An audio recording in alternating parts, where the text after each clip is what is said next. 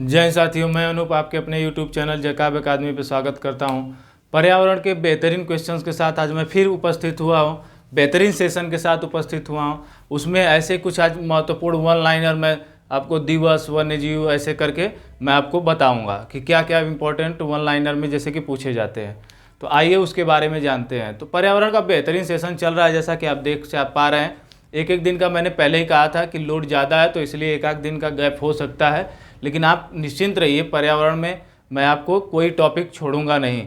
और रही बात ऊर्जा की पिरामिड की, तो मैंने पहले ही चर्चा कर दिया कि अभी मैं उसमें बस घटक में बता रहा था, लेकिन जैसे ही यह मतलब कंप्लीट कर लेता हूँ मैं सेशन, वैसे ही मैं ऊर्जा के पिरामिड, फिर उसके बाद जो जैविकी घटक हैं और अजैविकी घटक हैं, फिर उसके बाद उपभोक्ता उत्पादक, ऐसे करके मैं सब कुछ आपको बिल्कुल विस्तार पूर्वक बताता जाऊंगा। ठीक है मित्र, तो आइए देखते हैं आज के सेशन को। चलिए आज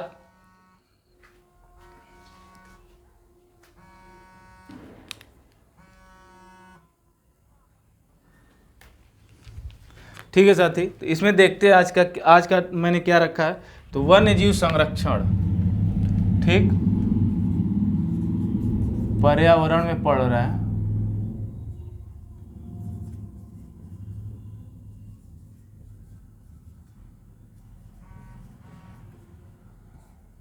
ठीक है, इन्वायरमेंट वन्यजीव संरक्षण क्या पढ़ रहे हैं?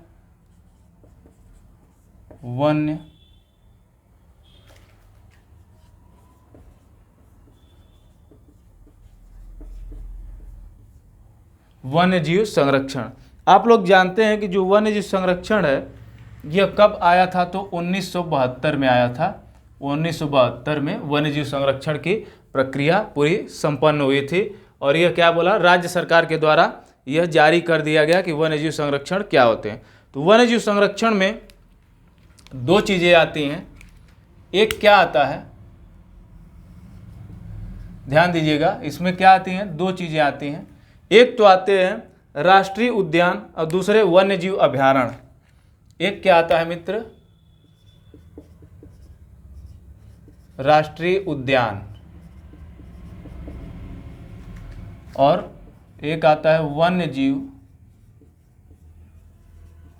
अभयारण्य। ठीक है, अभयारण्य। ठीक, अब देखिए राष्ट्रीय उद्यान में क्या होता है कि यह पूर्णतः सरकार द्वारा नियंत्रित होते हैं। ठीक है, पूर्णतः सरकार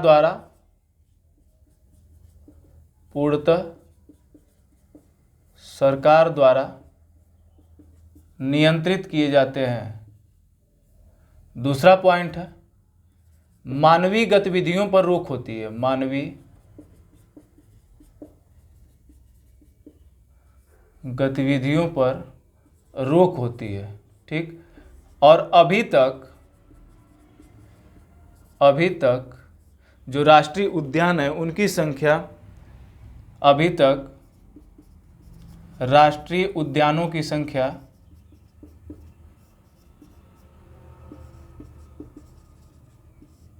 105 है। कितनी है साथी? 105 है। अब बढ़ गए होंगे, अभी हाल ही में बढ़े हैं, ये मैं लगभग 1 साल पहले का बता रहा हूँ, तो इसमें मार परेशान मत हो जाइएगा। ठीक है, और वन्यजीव अभयारण्य की बात करें तो ये निजी कार्यों की अनुमति है। ठीक है, क्या है? निजी कार्यों की अनुमति है। जैसे वहाँ के अस्थायी निवासी या जनजातियाँ जो हैं वो अपना निजी कार्य क्या कर सकती हैं, इसमें कर सकती हैं। ठीक है, तो निजी कार्यों की अनुमति,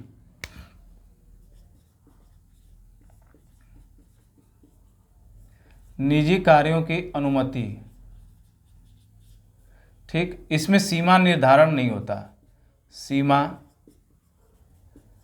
निर्धारण नहीं होता। ठीक है, मतलब आप घेरते नहीं है, जैसे कि नहीं होता कभी कभार जंगल से निकल के तेंदुआ, चीता क्या आ जाते हैं, आबादी वाले क्षेत्रों में आ जाते हैं। वर्तमान में इनकी संख्या जो है इनकी 532 है। वर्तमान में इनकी संख्या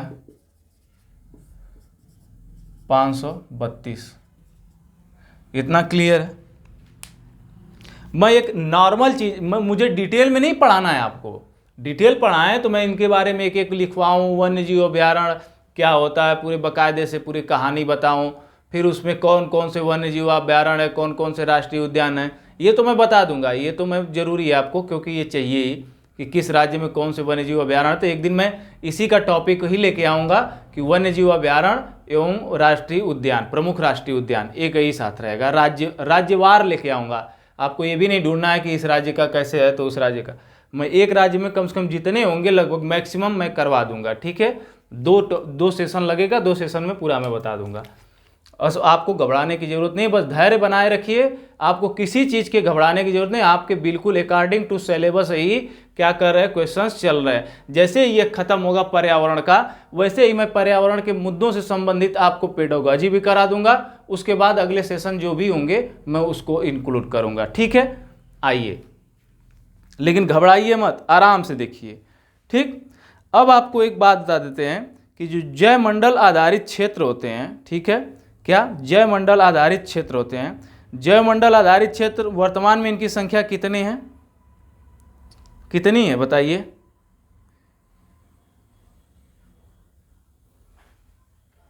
कितनी है? वर्तमान में इनकी संख्या 18 है। ठीक, तो क्या लिखेंगे? जैवमंडल आधारित क्षेत्र या जैवमंडलीय क्षेत्र, जैवमंडल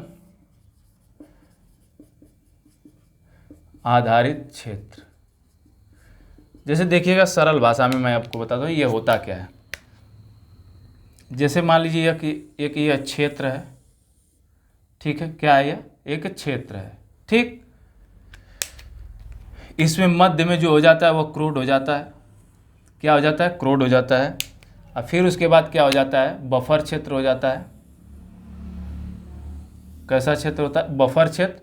फिर उसके बाद क्या हो जाता है? संक्रमण क्षेत्र। ठीक, इसमें देखिए 3 क्षेत्र होते हैं। पहला क्रूड हो जाता है। क्या हो जाता है? क्रूड, जो कि केंद्र होता है। दूसरा क्या हो जाता है?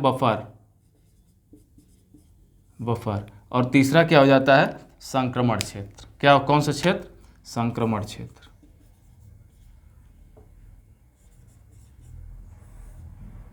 ठीक, ये 3 देखें, बताइए कोई दिक्कत? अब मैं आपको एक एक बताता हूं। यहां पर क्रूड जो होता है, क्रूड, इसमें क्या होता है? यह इस स्थान पर, सिर्फ इस स्थान पर केवल जीव रहते हैं। क्या रहते हैं? जीवों का स्थान होता है, या इस स्थान पर केवल जीवों का निवास होता है, जीवों का निवास होता है। ठीक है, बफर की बात करें अगर, बफर की बात, तो जीव शिकार के लिए जिस क्षेत्र में जाते हैं, शिकार के लिए जिस क्षेत्र में जाते हैं वह बफर क्षेत्र कहलाता है। कौन सा क्षेत्र? बफर क्षेत्र कहलाता है। और एक है संक्रमण क्षेत्र। इसमें मानवीय गतिविधियां भी होती हैं, इसमें मानवीय गतिविधियां भी पाई जाती हैं, मानवीय गतिविधियां भी पाई जाती हैं। ध्यान दीजिएगा, क्रूड जो होता है वह ऐसा स्थान होता है जहां सिर्फ क्या हो सकता है? जीव ही रह सकते हैं, उसमें कोई और जा नहीं सकता। ध्यान दीजिए, सिर्फ क्या रह सकते हैं? जीव रह सकते हैं, उसमें मानवीय गतिविधियां बिल्कुल इंटरफेयर नहीं कर सकती। अब यह क्षेत्र ऐसा होता है कि जिसमें सिर्फ जीव ही, जंतु ही रहते हैं। यहाँ पे जाने के बाद कि आपका निपटारा तय है। ठीक है, अब यह जो जीव जो होते हैं जिस क्षेत्र में शिकार करते हैं उसको बफर क्षेत्र कहते हैं। मतलब यह ऐसा क्षेत्र होता है जिसमें क्या करते हैं? विभिन्न प्रकार के जीव क्या करते हैं? शिकार करते हैं। क्या करते हैं? शिकार करते हैं, मतलब अपना भोजन पाने के लिए इस क्षेत्र में आते हैं। और इस क्षेत्र में मनुष्य गया तो भी वह शिकार बन सकता है, और शिकारी भी कभी कभी इस क्षेत्र में घुस जाते हैं, उनके लिए भी मनाही है। लेकिन जो ये संक्रमण क्षेत्र है, संक्रमण क्षेत्र, इसमें मनाही नहीं है। इसमें क्या है कि मानवीय गतिविधियां हो सकती हैं। अब यह क्यों इंपॉर्टेंट है? क्योंकि जो उस क्योंकि वहां पर निवास करने वाले लोगों के लिए, वहां पर निवास करने वाले लोगों के लिए लोगों को दैनिक आवश्यकताओं की वस्तुएं चाहिए होती है। दैनिक आवश्यकता की वस्तुओं के लिए, ठीक है, जैसे खाना बनाने के लिए लकड़ी, ठीक है, जड़ी बूटी, ये सब सारी चीजें होती है। तो यह क्षेत्र ऐसा कि क्या होता है, इसमें मानवीय गतिविधियां भी हो सकती हैं। यह जैवमंडल आधारित क्षेत्र होता है, ठीक है। अब आते हैं, आपको मैं बताता हूं कुछ महत्वपूर्ण फैक्ट हैं जिसको आप क्या करिएगा, लिख लीजिएगा, ठीक है। जो महत्वपूर्ण इंपॉर्टेंट हैं मैं आपको लिखवा देता हूं, ठीक। और कायदे से क्या करिए, आप उसको लिख भी लीजिए। ओके बच्चा, जो कि आप जानते भी हैं कि उस क्वेश्चंस को ज़्यादा रिपीट करके पूछता भी है, तो इसलिए उसको बताना जरूरी होता है। ये चीज़ें समझ में आई कि नहीं बताइए। क्रोड वह क्षेत्र होता है जिसमें सिर्फ जीव जंतु रह सकते हैं, उसमें कोई मानवीय गतिविधियां नहीं हो सकती, एकदम रिस्ट्रिक्टेड एरिया होता है। बफर वह क्षेत्र होता है कि जिसमें जीवधारी आके अपना शिकार करते हैं। कभी कभी शिकारी भी जीवों का शिकार करने के लिए इस क्षेत्र में प्रवेश कर जाते हैं, लेकिन उस पर भी क्या है, प्रतिबंध है। और यह संक्रमण क्षेत्र ऐसा होता है कि कभी कभी जीव जंतु भी क्या करते हैं, इस क्षेत्र में आ जाते हैं, लेकिन इस क्षेत्र पर लगभग मानवीय गतिविधियां अलाउ हैं, या मानवीय गतिविधियां की झोपड़ियां या लोग रहते हैं इस क्षेत्र में, ठीक है। तो यह 3 क्षेत्र पाए जाते हैं जैवमंडलीय क्षेत्र में, ठीक है। आगे अब आते हैं महत्वपूर्ण तथ्य पर। किस पे, महत्वपूर्ण तथ्य, इंपॉर्टेंट फैक्ट, महत्वपूर्ण तथ्य, ठीक है। कभी कभी आपसे पूछ देता है कि क्या है कि, अच्छा मैं बताऊं क्या, लिखते जाता हूं, ध्यान दीजिए। भारत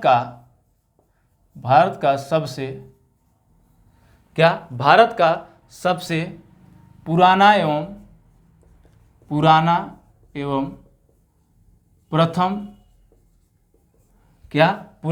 प्रथम राष्ट्रीय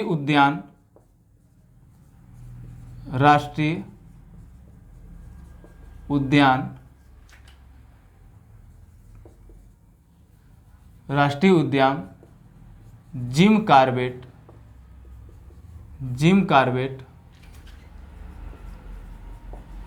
नेशनल पार्क, या इसी को कहते हैं अब रामगंगा नेशनल पार्क, क्योंकि इसी से क्या होती है, एक नदी निकलती है रामगंगा नेशनल पार्क। इसका वर्तमान में यही नाम का क्या कर दिया गया है, बदल कर दिया गया है, ठीक है। तो रामगंगा नेशनल पार्क बदल कर दिया गया है, ठीक। तो इसमें क्या होता है, ध्यान दीजिएगा कि जो रामगंगा नेशनल पार्क इसलिए उसका नाम पड़ गया क्योंकि जो जिम कॉर्बेट नेशनल पार्क है साथी, उसमें से क्या होती है कि रामगंगा नदी बीचों बीच से प्रवाहित होती है, इसीलिए अब उस नेशनल पार्क का नाम क्या कर दिया गया है, बदल दिया गया है। तो उसको क्या कह दिया गया है, रामगंगा नेशनल पार्क। और इसको सबसे पहले जब इसकी स्थापना हुई थी तो इसको क्या कहते थे, तो हैली राष्ट्रीय उद्यान के नाम से भी जाना जाता था। इसको क्या, हैली राष्ट्रीय उद्यान, ठीक है साथी। दूसरा जो है, अगला देखते हैं हम, इंपॉर्टेंट अगेन, देश में सर्वाधिक राष्ट्रीय उद्यान किस राज्य में पाए जाते हैं, तो देश में सर्वाधिक राष्ट्रीय उद्यान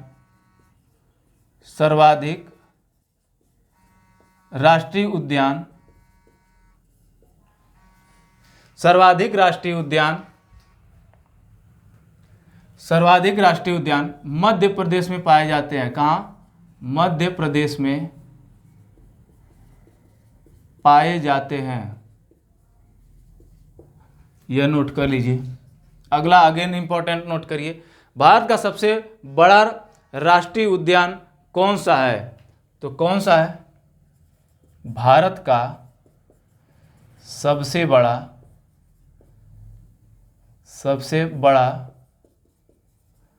राष्ट्रीय उद्यान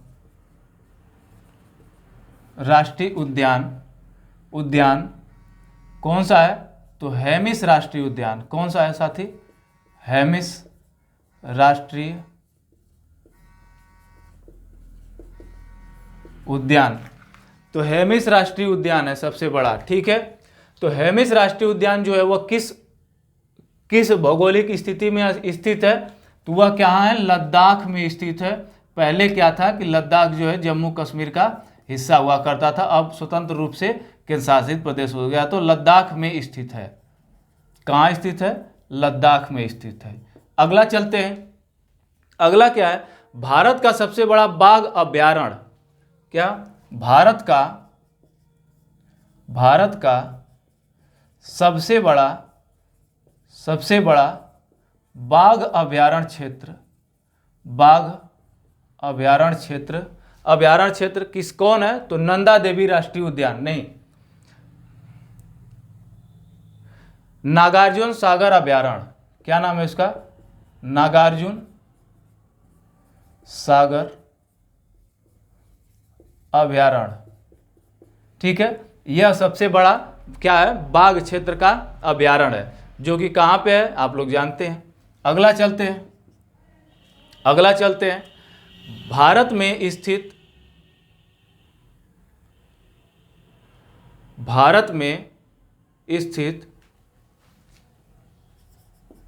भारत के किस राज्य में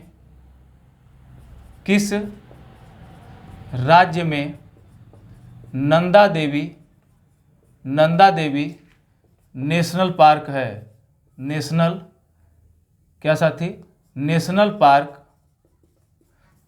पार्क स्थित है, ठीक है। तो किस राज्य में है आप लोग जानते हैं कि उत्तराखंड में है। कहाँ पे है, उत्तराखंड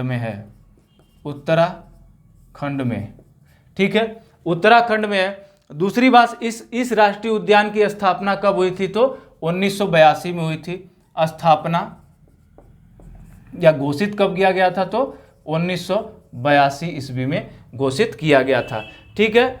और इसी पर क्या है, फूलों की घाटी है, फूलों की घाटी, इसीलिए उत्तराखंड को क्या कहते हैं, फ्लावर स्टेट कहते हैं, ठीक है। या फूलों की घाटी किस राज्य में पाई जाती है, तो उत्तराखंड में पाई जाती है। तो और सुनिए, डॉक्टर सलीम अली, ठीक है, डॉक्टर सलीम अली, क्या, डॉक्टर सलीम अली पक्षी अभयारण्य, डॉक्टर सलीम अली पक्षी अभयारण्य जम्मू कश्मीर में स्थित है। इस डॉक्टर सलीम अली को क्या कहा जाता था, बर्ड मैन ऑफ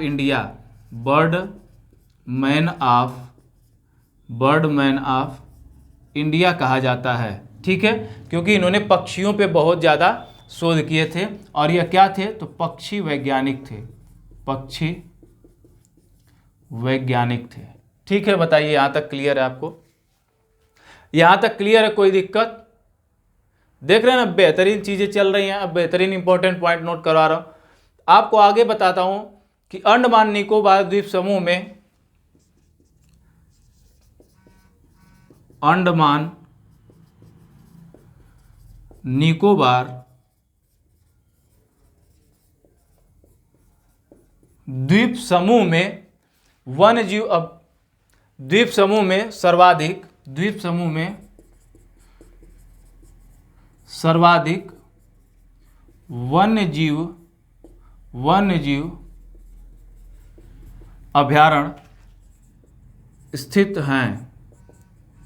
वन्यजीव अभयारण्य क्या है, स्थित है, कहाँ पे, अंडमान निकोबार द्वीप में सर्वाधिक वन्यजीव अभयारण्य स्थित हैं। बताइए कुछ कोई दिक्कत, ठीक है। और एक बात, बंगाल टाइगर के लिए मध्य प्रदेश का बांधवगढ़ राष्ट्रीय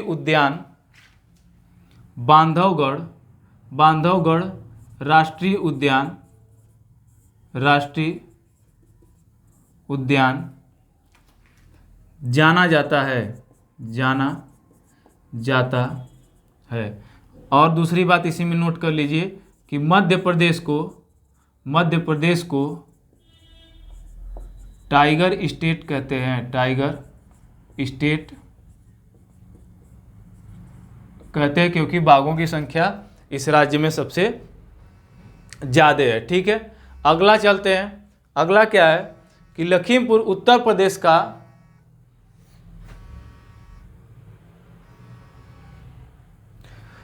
प्रदेश का एकमात्र राष्ट्रीय उद्यान, उत्तर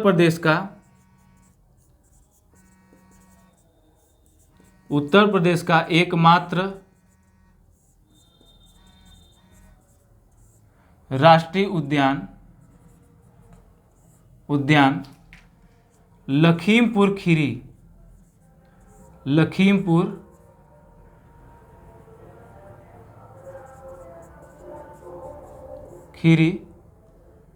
राष्ट्रीय उद्यान है। लखीमपुर खीरी में स्थित दुधवा नेशनल पार्क है, दुधवा नेशनल पार्क है। ठीक है, क्या नाम है उसका? Dudhwa national park. बताइए यहाँ तक कोई समस्या आपको? यहाँ तक कोई समस्या साथी?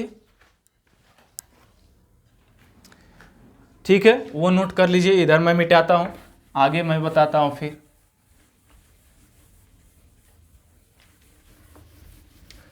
ठीक है, मैं आगे बताता हूँ।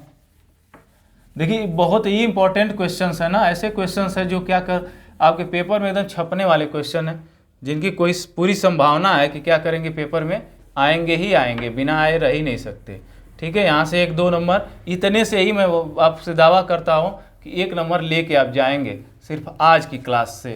कोई नहीं रोक सकता आपको 1 नंबर लेने से, समझ गए आप? क्योंकि ये इतना इम्पोर्टेंट है। ठीक, आगे चलते हैं। यूनेस्को विश्व धरोहर में शामिल, ठीक है, यूनेस्को विश्व धरोहर में शामिल अगला पॉइंट हम बनाते हैं।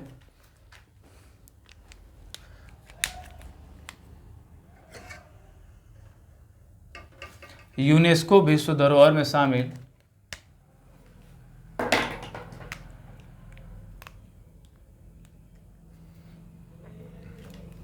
ठीक है, यूनेस्को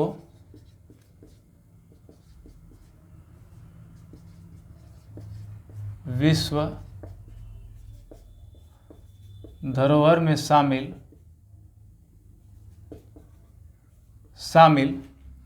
मानस वन्यजीव अभयारण्य, मानस वन्यजीव अभयारण्य असम में स्थित है। कहाँ पे? असम में स्थित है। ध्यान दीजिएगा, यह ऐसा अभयारण्य है जो क्या है, यूनेस्को के विश्व विरासत स्थल में शामिल है। ठीक है, और यह किसके लिए प्रसिद्ध है? तो टाइगर,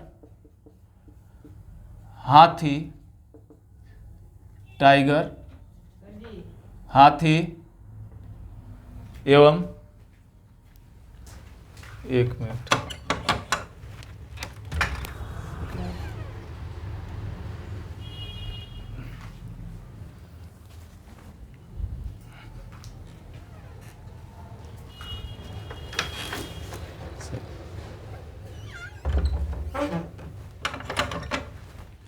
आइए मित्र, आइए साथी देखते हैं। Sorry for interruption. ठीक है, टाइगर, हाथी और एक सींग वाला गैंडा। क्या बात है? एक सींग वाला गैंडा, एक सींग वाला गैंडा। ठीक, मैंने कल वाले सेशन में बताया था कि एक सींग वाला गैंडा संकटग्रस्त प्रजातियों में शामिल किया गया है, हॉट स्पॉट जोन में शामिल किया गया है, इसको मैंने कल ही बताया था। ठीक है, पेंगुइन नामक पक्षी, ठीक है, एक और है कि पेंगुइन नामक पक्षी कहाँ पाए जाते हैं? तो अंटार्कटिका में पाए जाते हैं। अंटार्कटिका में पाए जाते हैं। ठीक है, अंटार्कटिका में पाए जाते हैं। कौन से? पेंगुइन नामक पक्षी अंटार्कटिका में पाए जाते हैं। ठीक है, भारत में गिब्बन प्रजाति के बंदर पाए जाते हैं। भारत में जो बंदर पाए जाते हैं, भारत में गिब्बन प्रजाति वाले बंदर पाए जाते हैं। गिब्बन प्रजाति वाले बंदर पाए जाते हैं, सर्वाधिक पाए जाते हैं। ठीक है, किस प्रजाति के? गिब्बन प्रजाति के बंदर होते हैं। और ठीक है, मैंने बताया था कि तमिलनाडु में जो पश्चिमी घाट में मैकैक बंदर को मैकैक बंदर जो कि क्या होता है, सिर के पूंछ वाला बंदर होता है, उसको भी क्या किया गया? संकटग्रस्त श्रेणी में, हॉटस्पॉट जोन में उसको भी शामिल किया गया। पश्चिमी घाट में यह पाया जाता है। ठीक है ना, यह बात याद रहे।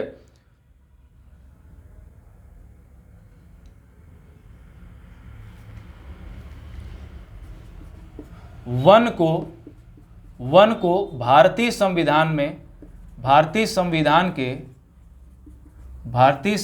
के समवर्ती सूची में शामिल किया गया है। समवर्ती सूची में शामिल किया गया है। शामिल किया गया है, अर्थात जो वन से संबंधित बातें हैं उस पे केंद्र और राज्य सरकार दोनों एक साथ क्या कर सकते हैं? मिल के क्या कर सकते हैं? बताइए।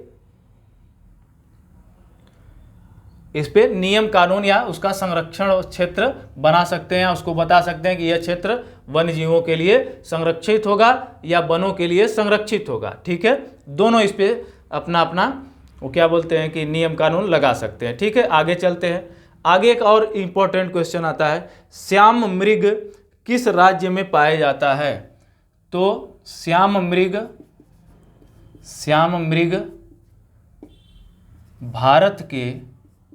भारत के राजस्थान राज्य में पाए जाते हैं। ठीक है, आगे है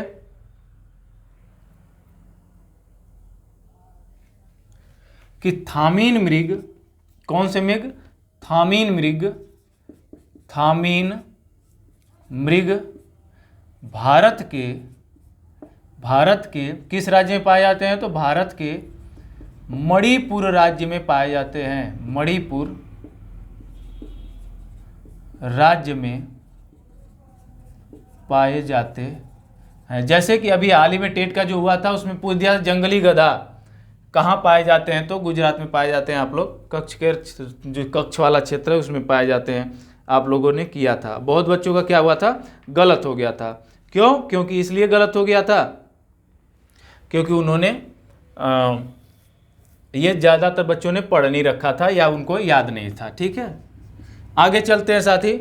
बात आती है बारहसिंगा की सर्वाधिक संख्या किस राष्ट्रीय उद्यान में है? तो बारहसिंगा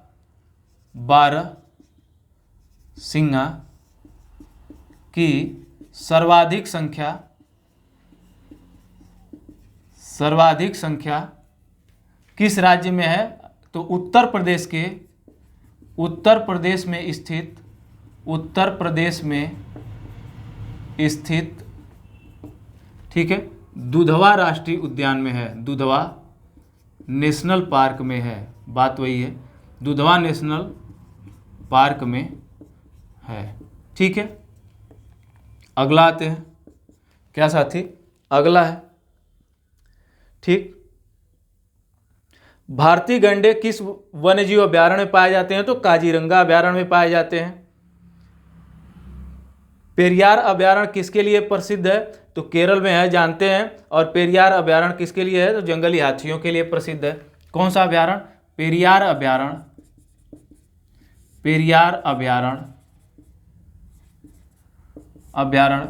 किसके लिए प्रसिद्ध है? तो देखिए एक मिनट, पेरियार अभयारण्य जंगली हाथियों के लिए क्या है, प्रसिद्ध है। पेरियार अभयारण्य जंगली हाथियों के लिए प्रसिद्ध है।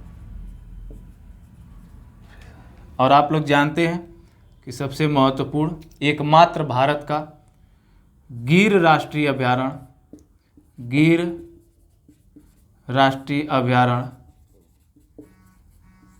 कहाँ पर है, तो गुजरात में, गुजरात में शेरों के लिए प्रसिद्ध है, शेरों के लिए है। ठीक, अगला चलते हैं। अगला जो होगा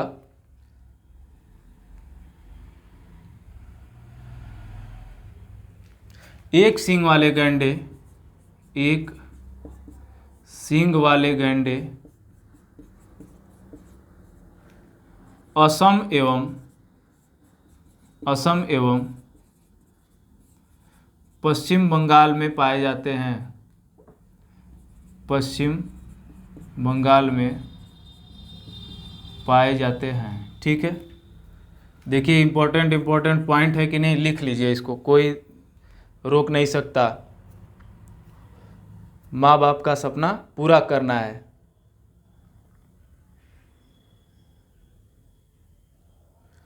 भारतीय प्राणी विज्ञान संस्थान की स्थापना, भारतीय प्राणी विज्ञान संस्थान की स्थापना, संस्थान की स्थापना 1916 में कोलकाता में की गई, कोलकाता में किया गया। ठीक है, कोलकाता में किया गया। कहाँ पे है भारतीय प्राणी विज्ञान संस्थान, तो 1916 में कोलकाता में किया गया। भारतीय वनस्पति सर्वेक्षण संस्थान, भारतीय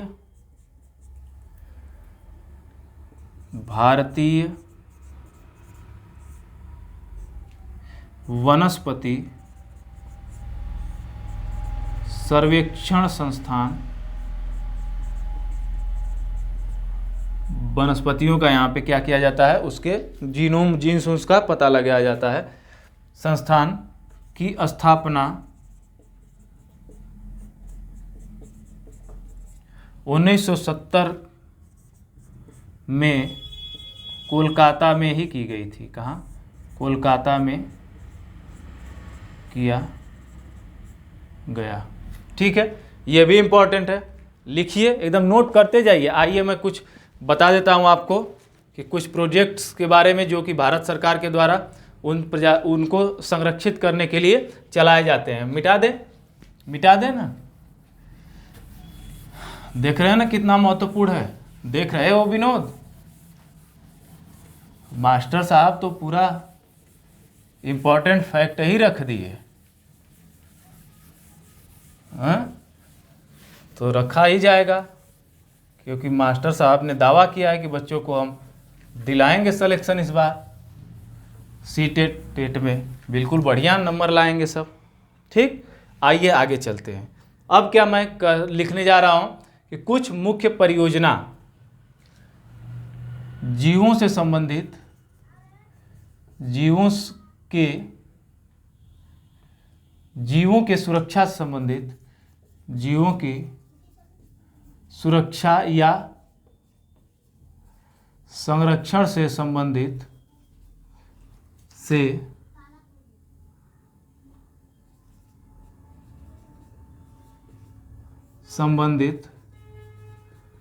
परियोजनाएं बहुत पूछता है। ठीक, तो इसमें पहला लिखिएगा मित्र, क्या पहला शेर परियोजना। कौन सी? शेर परियोजना। और आप लोग जानते हैं कि शेर परियोजना किसके लिए है? तो शेर परियोजना, कौन सी परियोजना? शेर परियोजना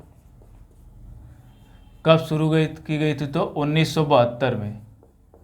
ठीक, वैसे ही अगला है बाघ परियोजना। क्या साथी? बाघ परियोजना। और वन्य जीव संरक्षण अधिनियम भी पारित हुआ था कब? 1972 में, यह ध्यान रहे। ठीक है, तो बाघ परियोजना 1973 ईस्वी में, 1973 में, ध्यान से देखिएगा, इंपॉर्टेंट है। ठीक, उसके बाद आते हैं घड़ियाल परियोजना। क्या साथी? घड़ियाल परियोजना। घड़ियाल परियोजना यह 1974 में। कब? 1974 में घड़ियाल परियोजना आती है। ठीक, अगला है मगर प्रजनन परियोजना जो 1975 में आती है। मगर प्रजनन परियोजना जो कब आती है? 1975 में आती है। ठीक, आगे आते हैं। क्या? समुद्री कछुआ प्रोजेक्ट या परियोजना, समुद्री कछुआ परियोजना।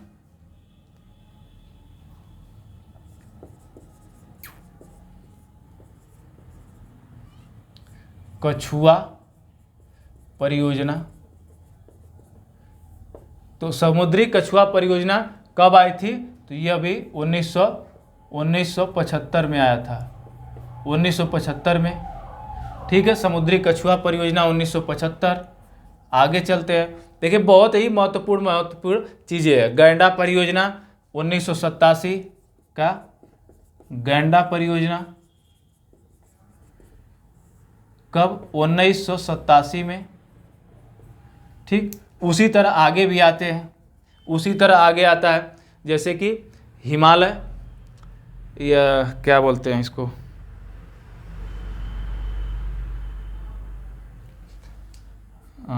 क्या,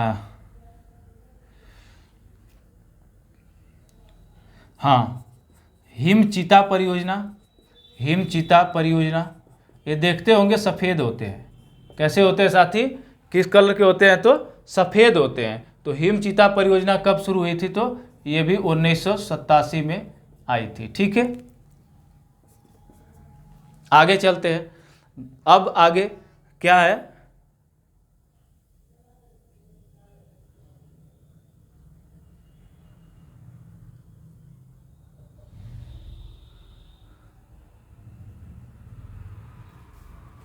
एक मिनट बेटा,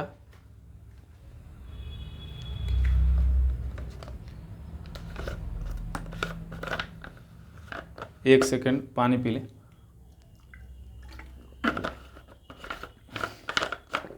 आते हैं अब। एक बात आओ, एलिफेंट परियोजना। कौन परियोजना? एलिफेंट परियोजना। ये मुख्य परियोजना है 1992 में। ठीक, अब स्टार लगाइए थोड़ा सा। और अब देखिए, जल्दापारा अभयारण्य किस राज्य में है? तो जल्दापारा अभयारण्य पश्चिम बंगाल में है। कहाँ है? पश्चिम बंगाल में है।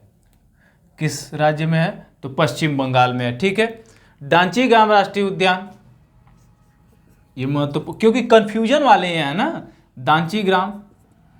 तो दांचीग्राम राष्ट्रीय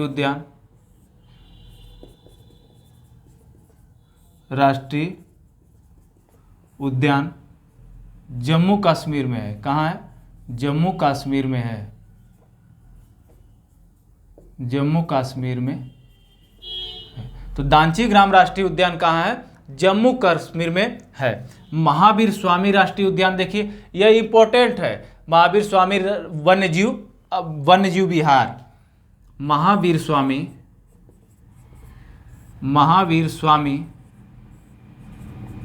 वन्यजीव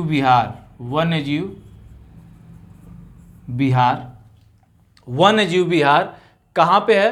तो ललितपुर में। वन्यजीव विहार कहाँ? महात्मा गांधी वन्यजीव विहार कहाँ पे है? तो ललितपुर। ललितपुर, ललितपुर कहाँ है? तो बिहार राज्य में है। ठीक है, ललितपुर में। ठीक है, ये ध्यान रहे, कब ललितपुर से ही ज़्यादातर पूछता है।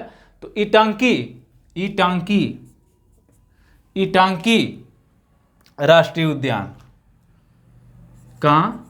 ईटांकी राष्ट्रीय उद्यान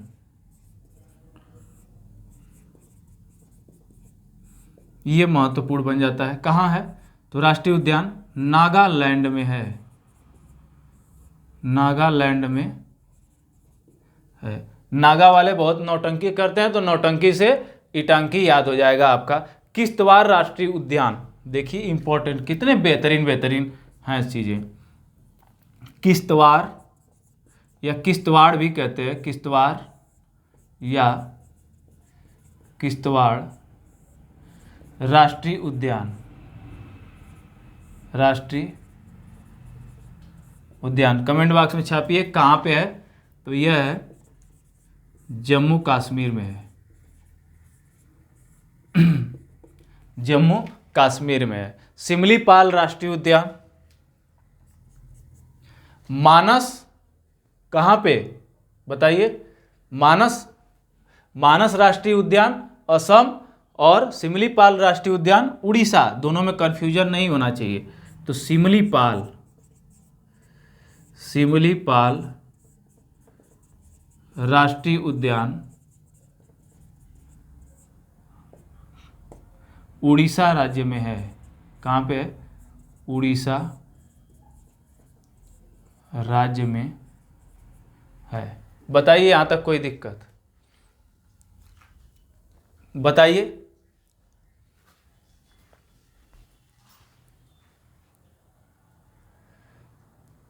चलिए, बेहतरीन बेहतरीन पॉइंट हैं। चलिए बताइए।